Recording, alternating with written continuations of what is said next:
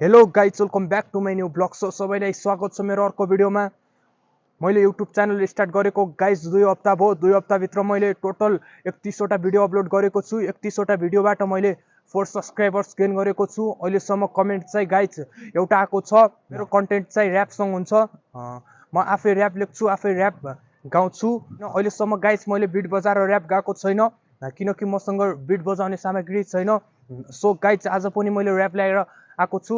मन परेमा like comment subscribe गरिदिनु होला, सपोर्ट गरिदिनु होला। स्टार्ट। 1-2 वर्ष अगाडि साथीभाइको काँधमाथि हात राखी हेर्ने गर्थेँ म। अहिले बसिरहेको छु त्यही यादहरू अँगाली, टाढा हुँदा याद आउँदो रहेछ। 1-2 वर्ष अगाडि साथीभाइको काँधमाथि हात राखी हिँड्ने गर्थेँ म। अहिले बसिरहेको छु त्यही यादहरू अँगाली, टाढा हुँदा याद आउँदो रहेछ। सानैदेखि सँगै पढियो, सँगसँगै अघि बढियो। यसपछि हामी टाढा भएको हो।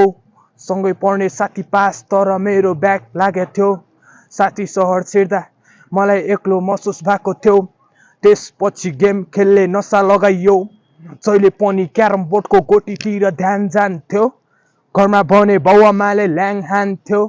कल आउँथ्यो जाम खेल्न भनी, भाइहरूको सहारा लिएर खेल्ने राति लाइटको।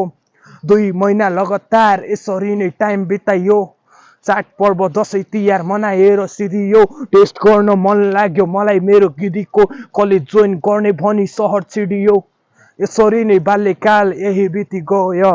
1-2 वर्ष अगाडि साथीभाइको काँधमाथि हात राखी हिँड्ने गर्थेँ म।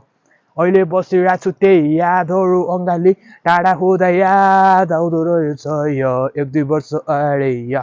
सो गाइज यो ऱ्याप चाहिँ यति नै छ। मन परेमा लाइक कमेन्ट सब्सक्राइब गरिदिनु होला। हस् त, थ्याङ्क यू।